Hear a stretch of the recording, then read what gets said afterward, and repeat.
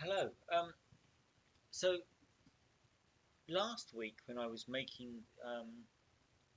this video, I had the deal of the day. I think it was just about to start. So literally between the 1 week and the next week, I had the notification that it was going to be deal of the day, and then I think it started that the previous afternoon, and it was running while on the Wednesday when I was making the video. So I had no results. So that obviously ended, and then I did the sorry I missed out sale afterwards. And the net effect of it was I went from 685 copies sold to 880 copies sold. So that was 195 copies in a week, sort of from the Wednesday to the Saturday, which I'm very, very pleased with that. I was hoping for 160, so 195. I think that difference comes from the fact that OSR it isn't just one game system. It's sort of D&D. It's sort of basically anything in that old kind of the basic D&D, zero edition D&D. It's got a big catchment area, and so it earns a bit more than sold a few more than some one game specific. So from that point of view, you know, really quite happy. It generally sells one a day on average, so that last 120 is going to take 4 months. So I'm hoping I should say, you know, by the end of August, I should be saying, look, I've got another platinum. So yeah, and that's my goal. My aim in running these deals of the day is to push my best-selling title up towards that platinum standard. Uh, right, so yeah, that's that. Now, on Monday, I released a new my second cards deck. It ties in with the Rogue Handler PDF. Now, you don't need to have one to use the other.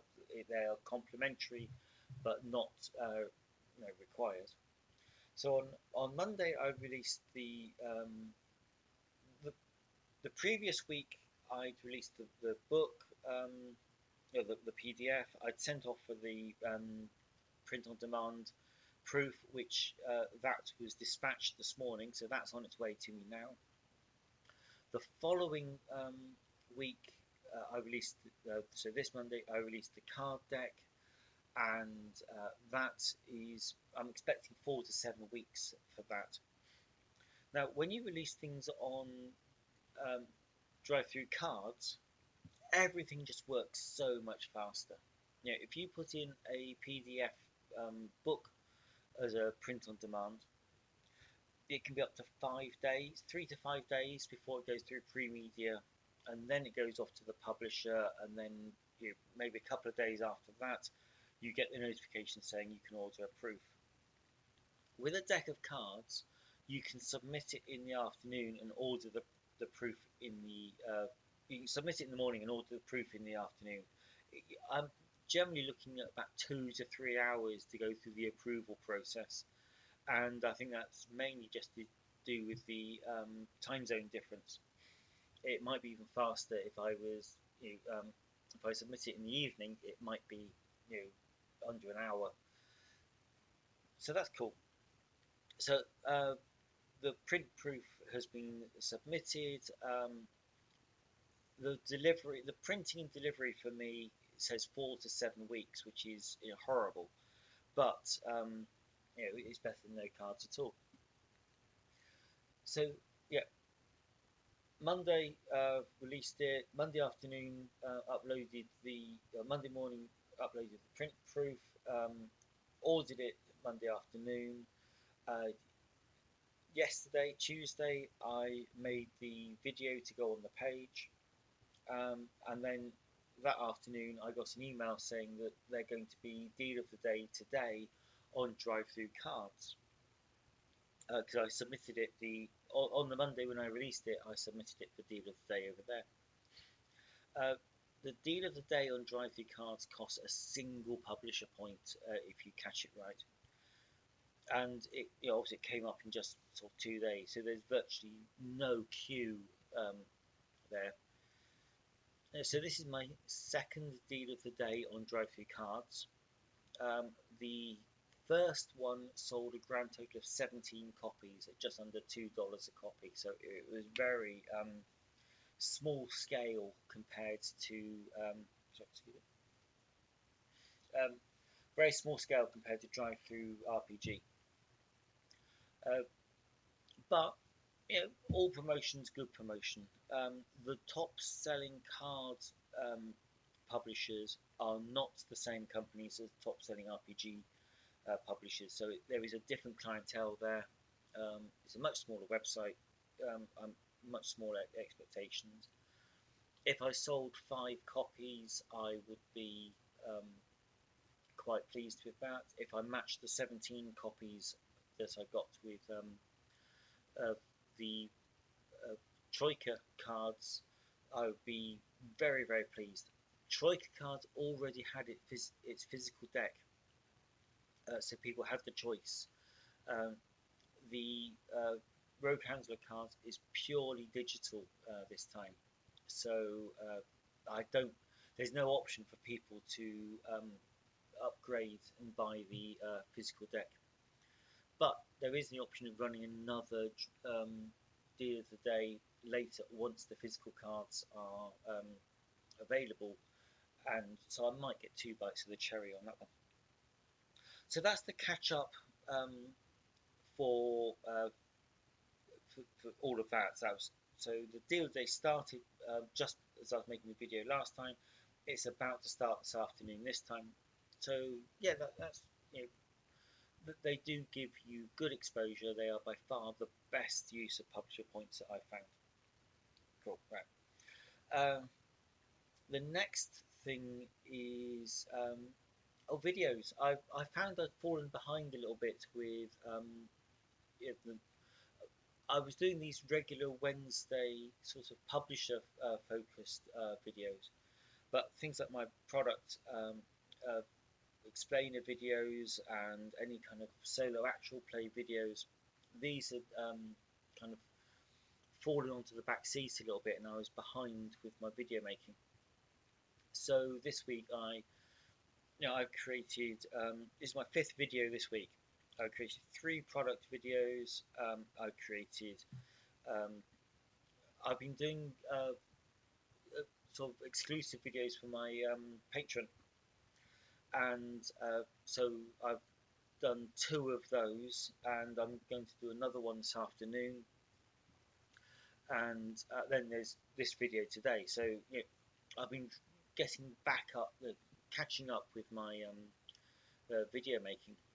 But one of the things the patron supporters asked for or suggested was the idea of having a video series for them and then editing it down to make a single video covering every single bit that was in the other one for the general channel. And first of all, it's a brilliant idea. Yes, I can do that. Then I realized actually I probably can't do that. So I had to go and find some video editing software, because these videos aren't edited. I just literally click record and then spiel off whatever I want to talk about. I've got a very short bullet list on a piece of paper in front of me saying don't forget that, don't forget that. And so yeah, I had to go and get some video editing software, so I've got that. And then I've realized that having the tool is all very well, but if you don't know how to use it, so I've got to learn how to edit videos next. And then that brings up the thing of if you're going to edit videos, how much do you edit it? Do I put on background music or credits and things like that? I kind of hope that part of the appeal of these videos is they're very raw.